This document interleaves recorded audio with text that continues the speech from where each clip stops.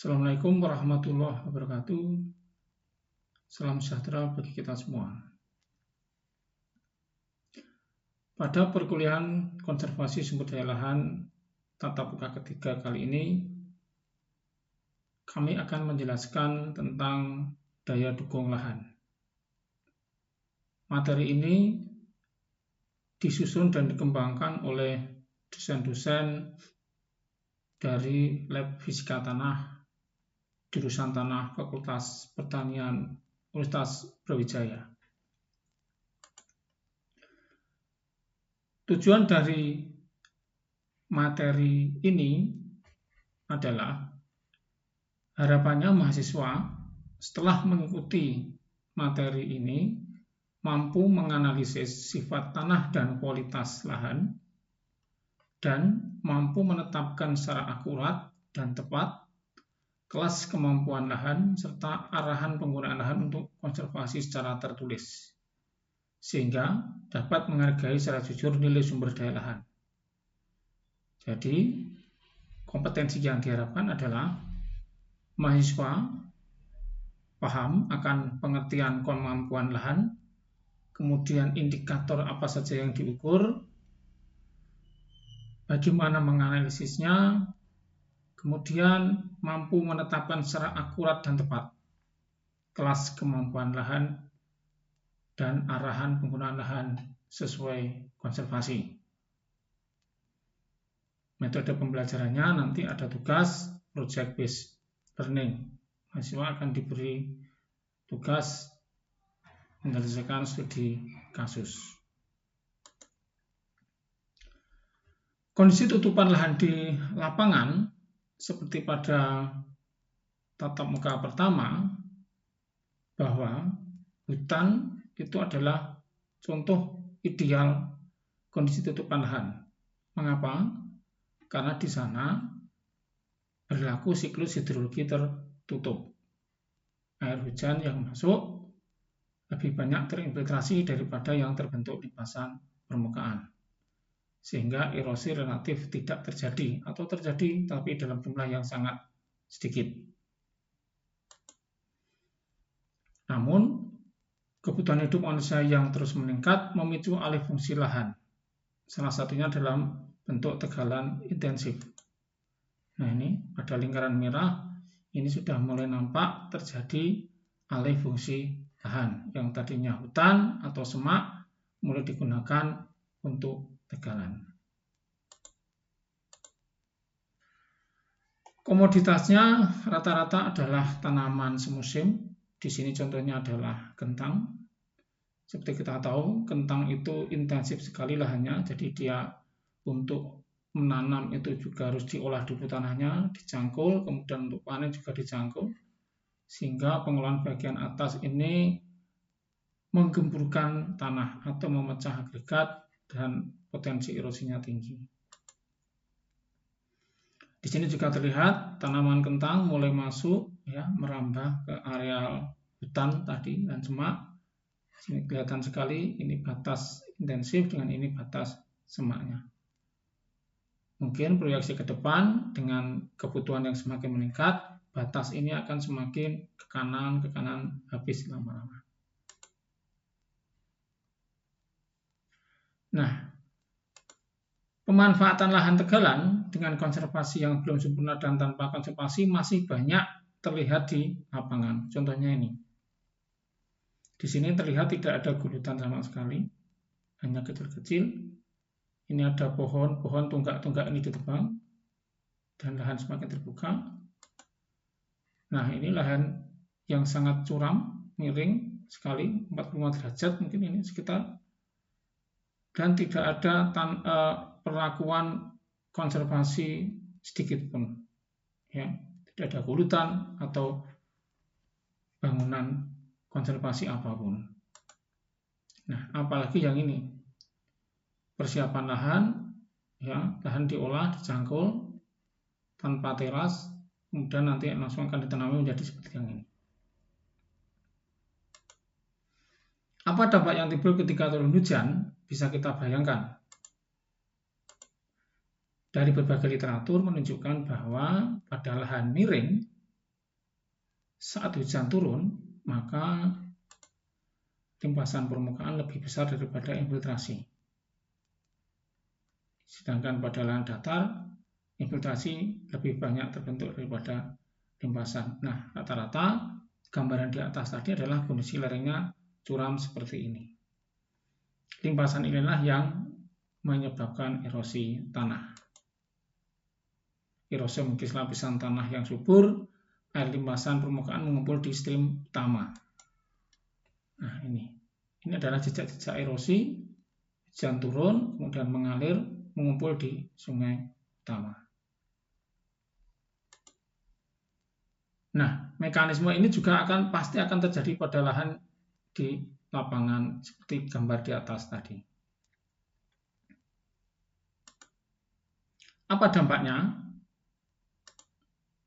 Dampaknya adalah secara in situ atau di lokasi, yang pasti lapisan tanah bagian atas akan hilang sehingga kesuburannya berkurang. Nah, apabila tanahnya yang subur hilang, maka kebutuhan pupuk lebih banyak, biaya produksi meningkat. Masih ingat dengan materi profil tanah, jadi tanah itu tersusun atas horizon O, A, B, C, R. Maka apabila terkena erosi, yang hilang pertama kali adalah lapisan O dan A. Apabila ini terjadi pada lahan miring, maka yang tampak adalah seperti pada ilustrasi berikut. Pada lahan miring, ketebalan tanah itu lebih tipis daripada lahan yang datar. Ini tanah subur lebih sedikit. Itu dampak in situnya dari adanya terjadinya erosi. Nah, dalam skala besar, ya, longsor dapat terjadi. Nah, jika terjadi, maka merusak lahan pertanian, butuh ekstra tenaga dan biaya untuk mengolah kembali. Nah, bisa terlihat bersama. Ini tadinya ini lahan pertanian, sebelahnya ini longsor. Maka butuh tenaga besar dan biaya yang banyak untuk dapat mengolahnya kembali. Ini dampak in situ. Dampak ex situ-nya adalah, tadi disampaikan bahwa air limpasan permukaan itu mengumpul di sungai utama. Nah, dari alur-alur sungai utama di bagian atas mengumpul di sungai utama di bagian bawah, sehingga menyebabkan debit air meningkat. Maka terjadi luapan air sungai. Dia akan merendam lahan pertanian dan juga merendam permukiman. Bisa dibayangkan berapa kerugian yang timbul akibat adanya banjir ini. Akar masalahnya mana? Adalah awal tadi terjadinya limpasan permukaan pada lahan-lahan miring yang digunakan untuk tanaman semusim. Berbagai kondisi di atas tadi dapat dicegah jika kita menerapkan konservasi dengan benar. Ada kata-kata dengan benar. Nah, apakah itu sudah benar? Nah, bila dilihat dari dampak timbul, dapat diduga atau dihipotesis bahwa lahan tadi digunakan mementingkan aspek ekonomi saja. Untuk konservasi sedikit ditinggalkan atau bahkan banyak ditinggalkan. Ataupun kalau dilakukan pasti tidak benar juga. Kita ingat kembali pada materi kedua, definisi atau pengertian konservasi adalah penempatan sebidang tanah pada cara penggunaannya sesuai dengan kemampuan tanahnya atau lahannya dan memperlakukannya sesuai dengan syarat yang ditentukan agar tidak terjadi kerusakan tanah. Sifat kimia biologi tanah menentukan kemampuan tanahnya. Nah, di sini ada kata kunci kemampuan tanah. Mari kita cek kembali apakah konservasi yang dilakukan itu sudah benar. Apakah sudah sesuai dengan kemampuan tanah atau kemampuan lahannya.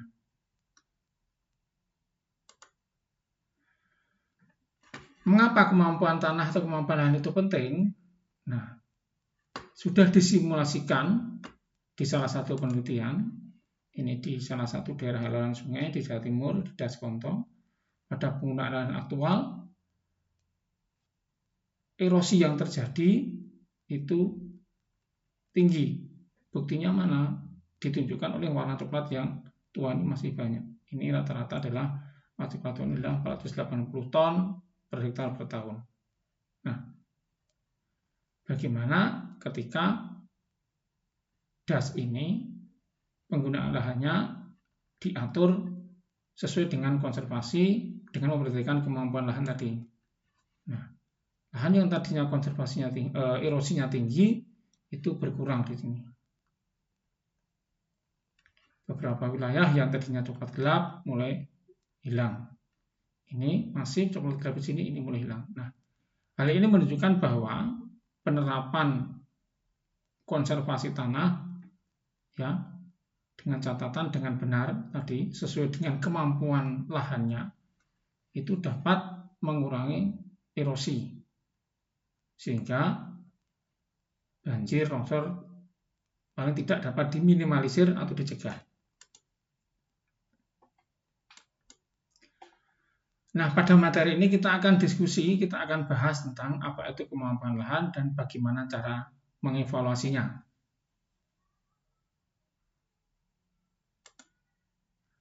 Secara definisi, kemampuan lahan adalah penilaian lahan secara sistematik, artinya metodenya sudah baku, dan pengelompokan ke dalam beberapa kategori berdasarkan atas sifat-sifat yang merupakan potensi dan penghambat dalam penggunaan cara lestari. Jadi tujuannya adalah penggunaan cara lestari. Yang merah ini adalah kata kunci, adalah penilaian lahan, artinya lahan itu dinilai. Kalau dinilai berarti lahan itu dikarakterisasi. Entah itu diamati atau diukur, dianalisis di lab, dan seterusnya. Setelah itu sesuai dengan kriteria yang ada dikelompokkan. Berdasarkan apa? Potensi dan penghambat. Kalau itu potensi, bagaimana kita memanfaatkan potensi itu dengan baik agar lahan tetap lestari dan mendapatkan hasil yang diinginkan. Kalau penghambat, bagaimana mengelola penghambat itu agar produksinya juga naik, tapi lahan juga tetap lestari.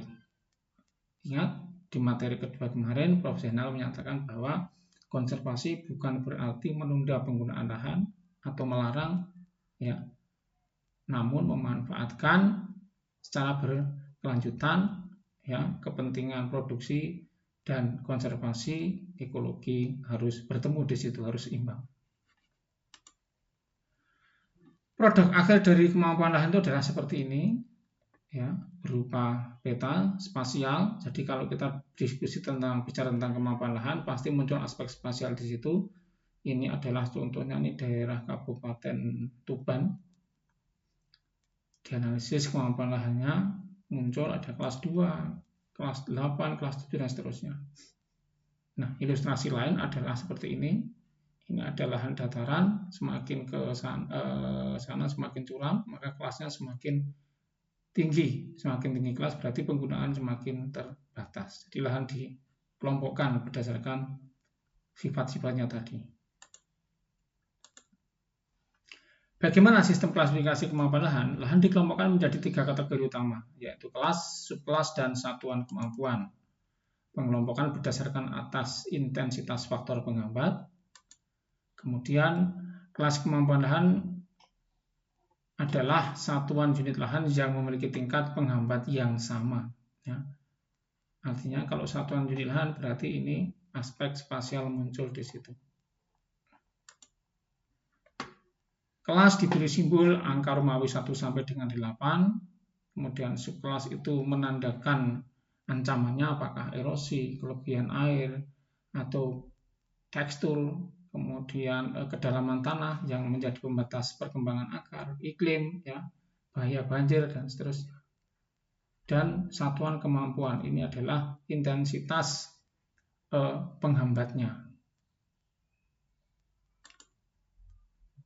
Bagaimana hubungan kelas kemampuan lahan dengan macam penggunaan lahan?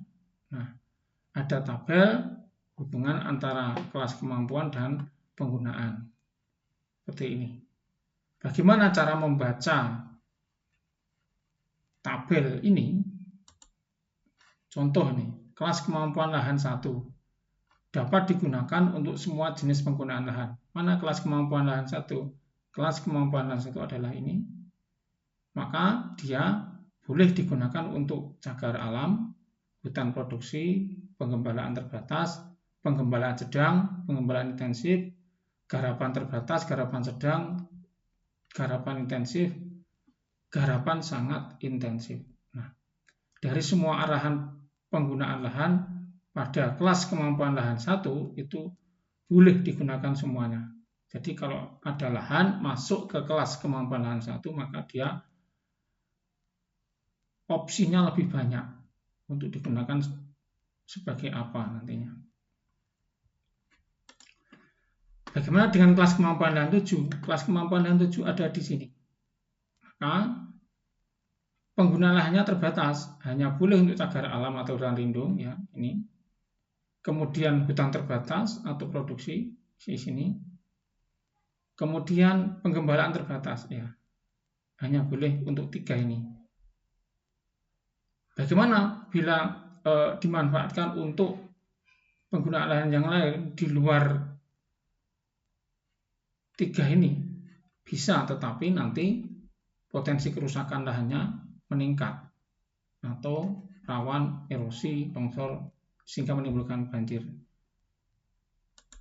Nah, kelas kemampuan lahan 8 ini biasanya pada lereng-lereng yang sangat curam hanya digunakan untuk cagar alam atau hutan lindung, itu di sini.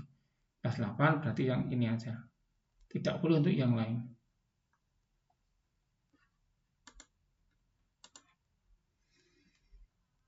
Bagaimana kriterianya? Kita menentukan apakah lahan itu masuk kelas 1, 2, 3, 4, atau 8. Ada faktor pembatas yang diamati atau diukur di lapangan. Ada 11 indikator yang diukur ya untuk menentukan tadi. Nah, dari 11 tersebut diklasifikasikan sesuai kriteria kemampuan lahan. Berikut ini tabelnya. Lereng dikelompokkan menjadi 1, 2, 3, 4, 5, 6, 7 kelas. Kepekaan erosi diklasifikasikan menjadi 6 kelas. Nah, tingkat erosi diklasifikasikan menjadi 5 kelas dan seterusnya. Artinya nanti kalau ada lahan memiliki setelah diukur indikatornya memiliki nilai, misalnya teksturnya T4. Nah, T4 berarti dia ada di kelas 3 atau 4 atau 7. Nah, namun juga dilihat tingkat erosinya, apakah dia masuk setelah diukur dilihat di lapangan apakah masuk dalam E0, E1, E2, E3. Nah, itu juga mempengaruhi. Nah, bagaimana penjelasan lebih detail dari masing-masing faktor pembatas ini? Berikut ini. 1. Lereng. Lereng itu menunjukkan tingkat kemiringan lahan. Dia dikelaskan menjadi 7 kelas. Dari datar, landai, agak miring, curam, sangat curam, dengan satuan persen. Ini diukur menggunakan klinometer namanya alatnya. Nah, contoh ini ada lahan. Diukur menggunakan klinometer, sudutnya berapa? Kalau datar. Nah, kemiringan ini yang diukur nanti.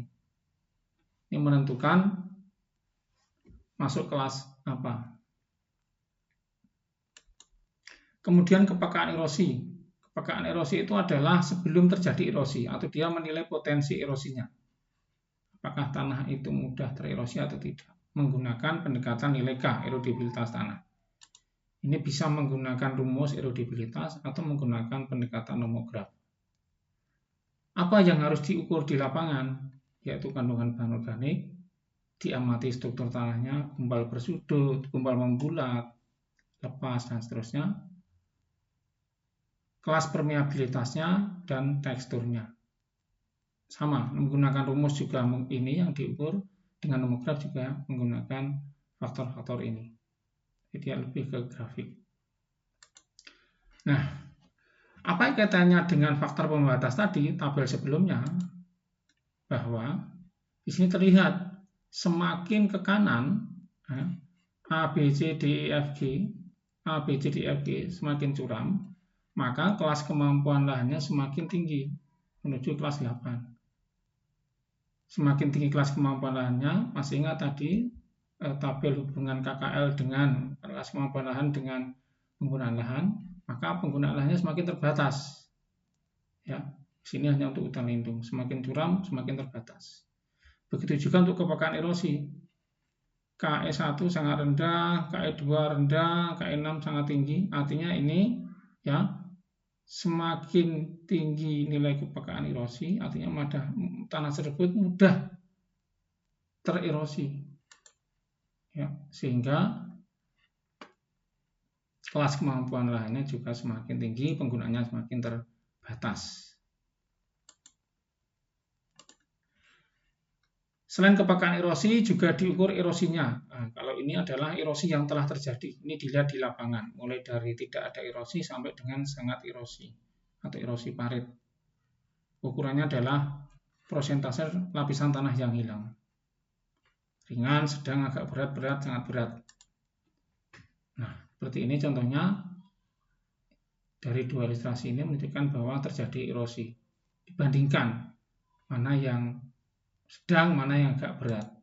Nah, ini alur-alur ini menunjukkan telah terjadi erosi. Ini juga. Nah, mungkin ini yang sangat berat, ini agak berat, ini ya. Karena ini sudah sampai lapisan bawahnya terlihat persentase yang hilang juga lebih banyak. Kemudian selain erosi, kedalaman tanah juga diukur, ya, bisa menggunakan singkapan lahan atau tanah, ya, atau dengan bur tangan, ya, dalam, sedang, dangkal, sangat dangkal. Nah, dibuka lagi materi tentang dasar ilmu tanah. Di sana ada kedalaman. Kedalaman tanah di sini yang dimaksud adalah solum, artinya lapisan yang dapat ditembus oleh akar, ya. Jadi ini dari ini sampai sini berapa dia? Artinya akar masih bisa dapat menembus itu berapa? Apabila hanya setebal ini kurang dari 25 cm berarti sangat dangkal. Sama kalau erosi yang terbentuk semakin yang terjadi atau tanah yang hilang semakin besar berarti potensinya semakin kelasnya semakin tinggi, penggunaannya terbatas. Sedangkan untuk kedalaman tanah semakin dangkal, maka penggunaannya juga semakin terbatas. Tanah-tanah dangkal kalau digunakan untuk semusim, maka potensi hilangnya lebih tinggi, jadi lebih cepat tererosi, lapisan atasnya lebih mudah hilang. Maka kalau yang tanah dangkal, masuknya ke kelas 7, 8, yang penggunaannya terbatas untuk hutan lindung saja, atau hutan produksi, tegaan, yang pengolahan tanahnya bagian bawah itu tidak intensif. Selanjutnya ada drainase. Drainase itu menggambarkan tata air. Dikelaskan menjadi 6, dari 0 sampai 5. Dari berlebihan, baik, sampai sangat buruk. Penandanya apa? Penandanya adalah warna bercak kelabu, kuning, atau coklat. Contoh ini, drainase baik apabila tidak ada bercak kelabu, kuning, coklat sampai kedalaman 150 cm. Nah, sedangkan yang buruk, ada bercak kuning, kelabu, coklat pada bagian bawah dan bagian atas atau seluruh lapisan tanah. Nah, seperti ini.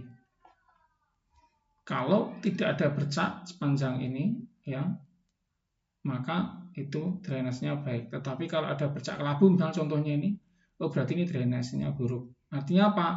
Air hujan yang masuk ke tanah akan tertahan di sini, sehingga menimbulkan bercak kelabu, ya. Proses oksidasi reduksi di situ dengan mineral, air terhambat di sini membentuk bercak kelabu coklat kuning. Seperti itu.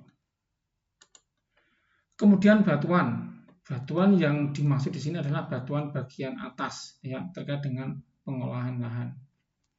Tidak ada batuan, sedikit, sedang, banyak, sampai sangat banyak.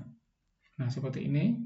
Ini ada batuan, yakni di lahan, ini tergolong mungkin sedang ya. Bandingkan dengan sebelahnya, ini tidak ada batuan. Maka kelasnya itu lebih tinggi yang kiri. Ini penggunaannya lebih terbatas, sehingga yang kanan kelasnya lebih rendah. Ini kelas 1 atau kelas 2, mungkin ini kelas 5 atau kelas 6. Nah, batuan-batuan ini tidak ada batuan. Semakin buruk ya drainase, maka kelas kemampuan lahan semakin tinggi, penggunaannya terbatas. Semakin banyak jumlah batuan di permukaan B0, B4, maka kelas kemampuan lahan semakin tinggi, pilihan penggunaan lahan semakin terbatas. Selanjutnya tekstur. Nah, tekstur itu menggambarkan perbandingan fraksi debu pasir liat mulai dari halus sampai kasar. Ini dianalisis ya dengan segitiga USDA di laboratorium atau dengan feeling method atau perasaan. Diambil di tangan, dirasakan apakah dia agak halus, sedang atau kasar. Tetapi untuk memastikan itu lebih baik dianalisis di laboratorium. Kuantitasnya itu lebih pasti, ya nilainya berapa. Kalau ini kualitatif ya, kualitatif itu subjektif, setiap orang nanti berbeda-beda. Saya bisa bilang sedang, nanti orang lain bisa bilang oh ini halus. Nah, tapi kalau dengan dibawa ke lab akan lebih objektif. Persentase pasir sekian persen muncul angkanya, sehingga tinggal kita kelaskan di sini apakah masuk liat berpasir, lempung liat berpasir, lempung berdebu dan seterusnya. Selanjutnya adalah indikator yang diamati untuk menetapkan kelas kemampuan lahan untuk permeabilitas. Itu mencerminkan kemampuan tanah meloloskan air. Ini dianalisis dengan metode konduktivitas hidrologi jenuh dengan ring sampel kecil ya 2 meter diameter sekitar 5 cm diambil kemudian dijenuhkan, diamati kecepatannya aliran air. Dikelaskan menjadi lambat, agak lambat sampai cepat. Nah, seperti ini. Jadi permeabilitas menggambarkan bagaimana tanah meloloskan air ke bawah. Nah, pada lapisan berapa diambil sampel, yaitu pada lapisan akar tanaman, zonanya di sini bagian ini.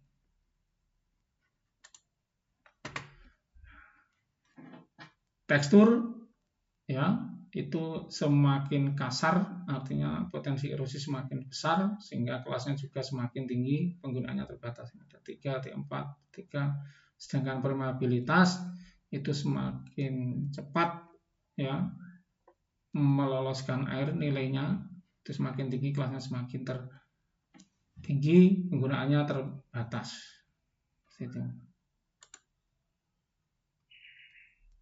Jadi pada prinsipnya klasifikasi masing-masing indikator tadi mulai dari 0 sampai 5 ya, kelas 0 sampai 6, kelas 0 sampai 4 semakin tinggi klasifikasinya, kelas penggunaannya juga semakin tinggi juga. Nah, artinya penggunaannya terbatas. Kemudian salinitas itu juga diukur di lapangan. Apakah kadar garamnya 0 atau lebih dari 0,65%. Bagaimana caranya? Ini mau nggak mau menggunakan ya seperti pH meter, ada salin meter namanya, electroconductivity ya, mengukur kelistrikannya ya. Nah, ini. Jadi bisa ada yang portable di lapangan ditancapkan gitu, ada yang harus dibawa ke lab juga. Kemudian yang terakhir ini bahaya banjir, menggambarkan kondisi tanah pada suatu wilayah itu tergenang atau tidak. Ukurannya adalah kurun waktu 1 tahun. Apakah dalam waktu 1 tahun itu lahan tersebut kena banjir lebih dari 24 jam atau tidak? Berapa bulan ukurannya? Nah, ini dikelompokkan menjadi 1, 2, 3, 4, 5 kelas. Tidak pernah terkena banjir, atau kadang-kadang kena banjir, atau 1 bulan dalam setahun kena banjir lebih dari 24 jam, atau 5 bulan dalam setahun kena banjir, atau 6 bulan lebih dalam setahun kena banjir lebih dari 24 jam. Nah, contohnya ini, apabila kondisinya seperti ini, ada jagung, ini kena banjir, dapat dipastikan dia menjadi gagal panen. Fungsi kemampuan lahan adalah mengidentifikasi hal ini, sehingga perencanaannya tepat, nanti diharapkan produksi juga optimum sesuai harapan, lahan juga tetap lestari. Ancaman banjir semakin intens atau semakin tinggi ancamannya, maka kelasnya kemampuan lahan semakin tinggi sehingga penggunaannya terbatas. Begitu juga dengan salinitas. Semakin tinggi kadar garam tanah, salinitas, maka kelas kemampuan lahannya semakin tinggi, penggunaannya juga terbatas. Nah, dari berbagai indikator tadi, bagaimana tahapannya menetapkan kelas kemampuan lahan? Bila belum ada data spasial, maka yang pertama itu adalah membuat peta unit lahan. Ini dengan catatan belum ada data-data spasial, peta tanah dan sebagainya belum ada, peta lereng dan sebagainya belum ada. Ya. Komponennya apa saja untuk membuat land mapping unit? Itu ada data iklim, ya, peta batuan, peta geologi, kemudian peta tanah, ya, kemudian hidrologi itu dari pola drainase, kemudian penggunaan lahan itu sendiri, dan bentuk lahan. Nanti dari masing-masing ini dianalisis membentuk satu poligon, dan masing-masing poligon itu diukur tadi ke 11 indikator tadi di masing-masing poligon dia masuk kelas mana. Nah, poligon yang terbentuk ditetapkan lokasinya tergantung skala outputnya, diukur dan diamati. Setelah itu ditetapkan kriteria kelas kemampuan lahannya. Nah, pada saat ini teknologi telah berkembang, ya, teknologi informasi, sistem informasi geografi telah berkembang sehingga mempermudah pekerjaan tersebut. Nah, jika kita sudah memiliki seluruh data spesial dari berbagai indikator yang dibutuhkan, seperti lereng, kepekaan erosi, tingkat erosi, kedalaman tanah, tekstur, permeabilitas, drainase, ancaman banjir, dan salinitas, ini adalah hasil dari pengamatan lapangan dan sudah dalam bentuk data spasial, maka ini tinggal dioperasikan dengan perangkat lunak GIS. Softwarenya bisa macam-macam, ada QGIS, Saga, untuk terserah yang mana, yang berbayar atau yang open source. Nah, setelah itu akan menjadi produk peta kemampuan lahan seperti ini. Ini contoh adalah Kabupaten Malang, ya, mulai dari kelas 3, 4 sampai kelas 8. Ada semua di sini.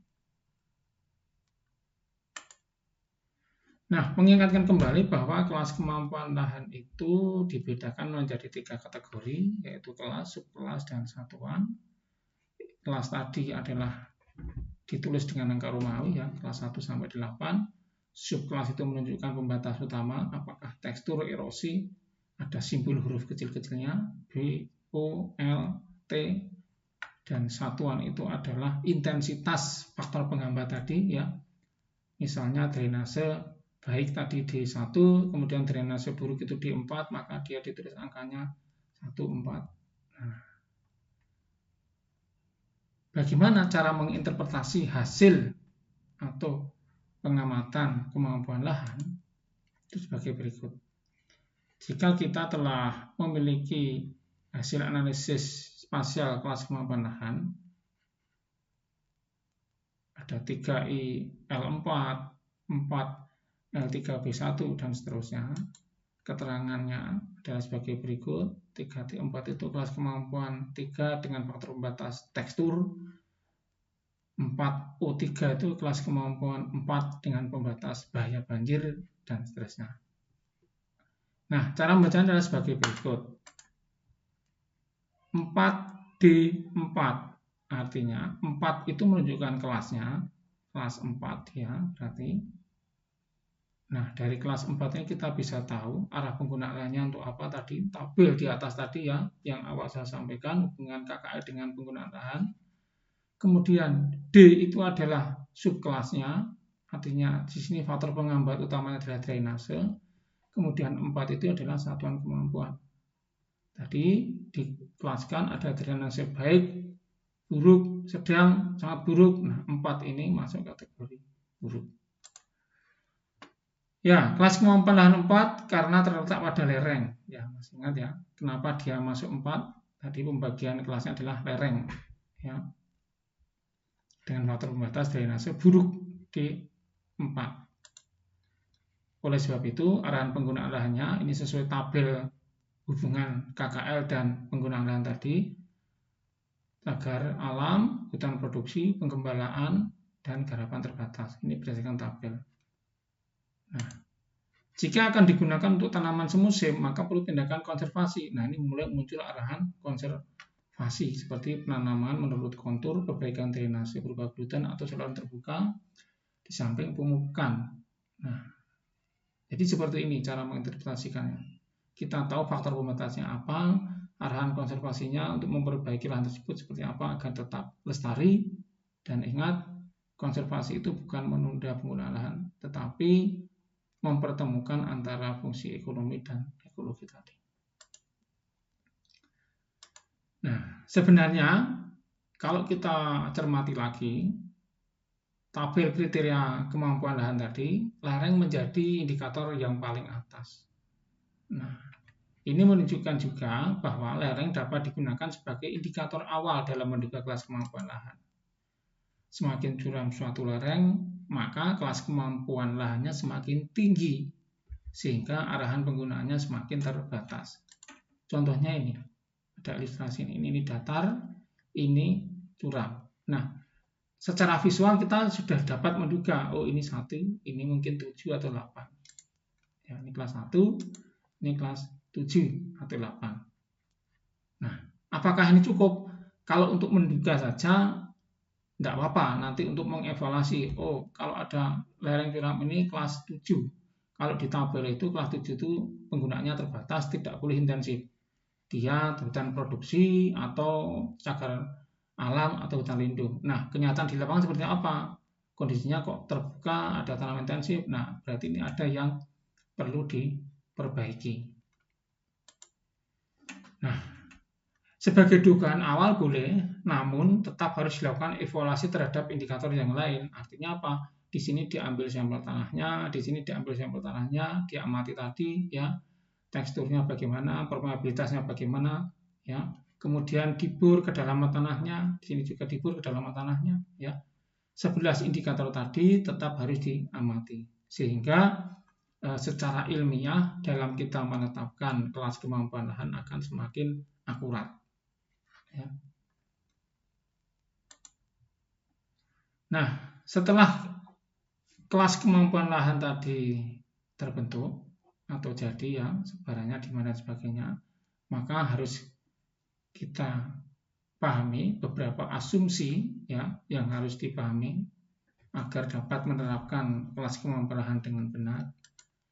Yang pertama adalah kemampuan lahan adalah suatu penilaian bersifat interpretasi berdasarkan sifat fisik lahan yang permanen. Bila petani dapat mengatasi sendiri, maka lahan yang dinilai dengan tingkat pembatas yang masih tersisa. Nah, yang sudah diperbaiki tadi tidak menjadi faktor penghambat lagi. Contohnya ini. Ini lahan, ya. Faktor pembatasnya adalah lereng dan batuan misalnya. Namun kemudian petani berinisiatif. Batuan tadi diambil, dikumpulkan di ujung untuk membuat teras. Maka batuan ini tidak menjadi faktor pembatas lagi. Karena petani sudah mengatasinya secara sendiri. Tinggal apa? Mungkin dianalisis lagi. Apakah permeabilitasnya, atau teksturnya, atau lerengnya. Seperti itu. Contoh yang lain. Ini adalah lahan miring. Maka faktor pembatas utamanya adalah lereng. Nah, kemudian petani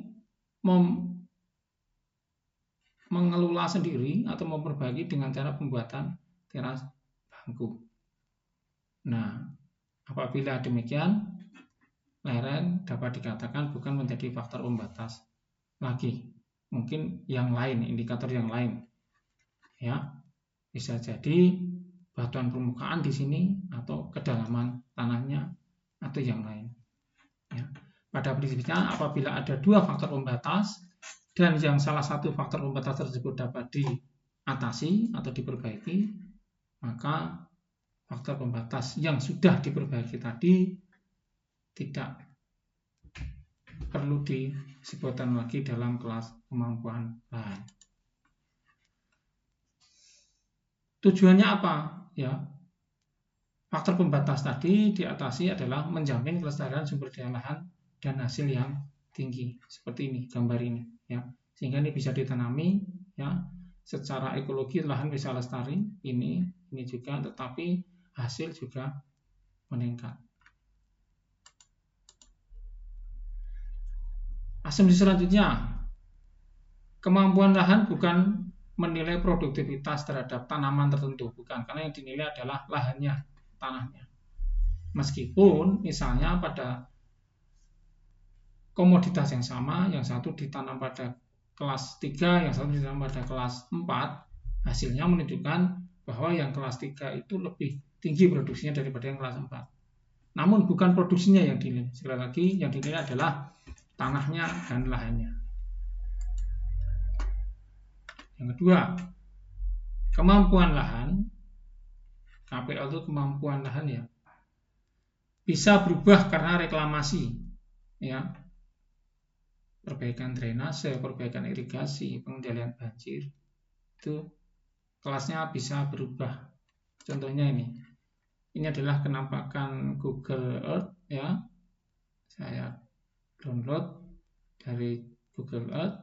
Ini adalah Sungai Bengawan Solo yang di daerah Tuban, ya, Jawa Utara. Awalnya Bengawan Solo itu bentuknya yang ini, sehingga menjadikan yang merah-merah ini adalah daerah yang intensitas banjirnya tinggi. Nah, tapi kemudian dilakukan penyudetan di sini. Nah, awalnya daerah yang merah ini kelas kemampuan lahannya misalnya 7 karena dia pembatasnya adalah intensitas banjirnya tinggi, mungkin setahun bisa 5 kali, 6 kali. Tapi karena ada sudetan di sini, ya, sehingga air itu kalau melewat itu terus saja, tidak melewati lahan ini lagi, sehingga ini bebas banjir. Maka yang tadinya ini kelas 7, kelasnya bisa berubah menjadi kelas 3 atau kelas 2. Karena kalau dari Citra ini adalah daerah datar, ya. Nah, seperti itu. Ya. Kelas kemampuan lahan juga tidak dipengaruhi oleh faktor seperti lokasi, jarak dari pasar, dan fasilitas. Penjelasannya seperti ini. Sama, ini citra Google Earth. Lingkaran putih ini adalah pusat keramaian, permukiman, bisa pasar, bisa apapun itu yang adalah pusat aktivitas manusia di sini. Nah, dalam menilai kemampuan lahan itu tidak berlaku. Lahan yang kuning ini karena lebih dekat, maka kelasnya lebih tinggi daripada lahan yang merah ini, yang warna merah kan lebih jauh. Ya. Jadi, kelas kemampuan lahan tidak dinilai berdasarkan jarak dengan pusat aktivitas, tetapi adalah keragaan lahannya. Ya. Ini sama, ya.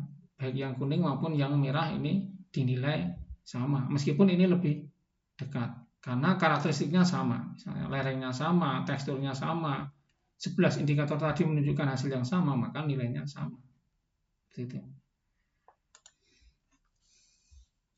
Dalam menentukan kelas kemampuan lahan, ada pembatas fisik, itu tadi yang dalam penulisan dimodulkan di simbol D4 tadi, ya, kelas 4 D4. Nah, pembatas fisik ini dalam kemampuan lahan dibedakan menjadi 2, pembatas permanen yang tidak bisa diubah dan pembatas yang dapat diubah melalui praktek usaha tani. Apa itu pembatas permanen?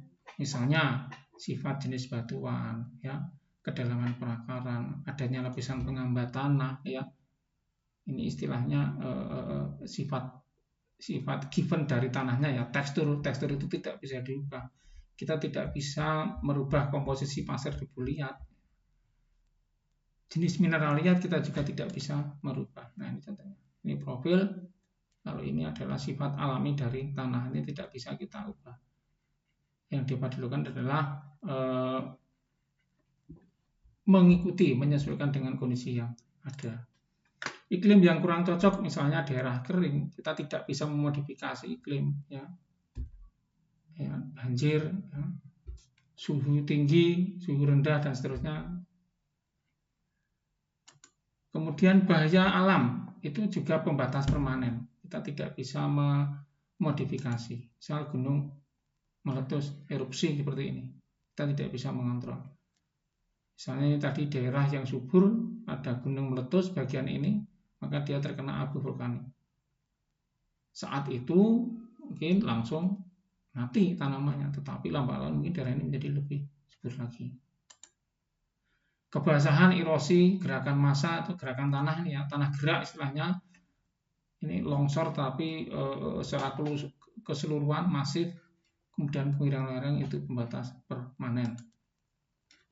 Kemudian pembatas yang dapat berubah atau dimodifikasi. Ada beberapa, yaitu kekurangan hara, kemudian kerentanan banjir. Seperti tadi saya sampaikan, ya, daerah yang rentan banjir kemudian dibangun sudetan atau dibangun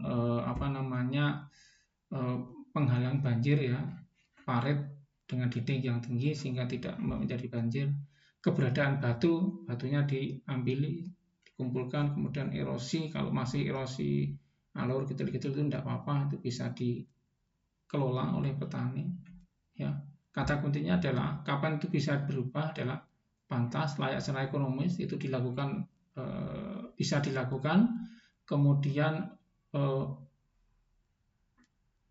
sewaktu memutuskan, ya, itu harus ada aspek kepraktisan untuk menghilangkan modifikasi faktor pembatas tadi. Jangan sampai menghilangkan faktor pembatas tapi membutuhkan biaya yang besar, ya, yang artinya nanti tidak sesuai lagi dengan usaha yang akan dilakukan. Ya, potensi longsor, ya, tinggi, tetapi tetap saja digunakan untuk berdaya. Kemudian dilakukan bangunan permanen, ya, dengan cara sipil teknis, ya, dengan batu, semen, dan seterusnya. Ternyata biayanya lebih besar daripada hasil budaya yang diperoleh. Itu menjadi tidak praktis lagi. Nah, terkait kekurangan hara itu bisa dilakukan dengan cara dipupuk, ya, ini untuk mengatasi faktor pembatas. Kemudian ini juga pupuk. Nah, demikian tadi materi tentang kemampuan lahan. Dapat saya sampaikan, ya, perlu diingat bersama apa itu definisi konservasi tanah, ya, bahwa penempatan sebidang tanah sesuai dengan cara atau kemampuan tanahnya atau kemampuan lahannya. Ini yang di warna kuning ini yang penting. Artinya konservasi itu menempatkan sebidang tanah sesuai dengan kemampuannya. Nah, dalam menetapkan kemampuan tadi sudah dijelaskan di depan, ya. Apa itu daya dukung lahan untuk kemampuan lahan adalah penilaian lahan secara sistematik dan pengelompokannya berdasarkan sifat-sifat yang merupakan potensi dan penghambat. Jadi dengan kita mengingat definisi, maka kita bisa belajar apakah lahan tersebut sudah sesuai atau belum dengan kemampuan lahannya. Ya. Demikian materi yang dapat saya sampaikan. Mohon maaf bila ada yang kurang. Terima kasih. Assalamualaikum warahmatullahi wabarakatuh.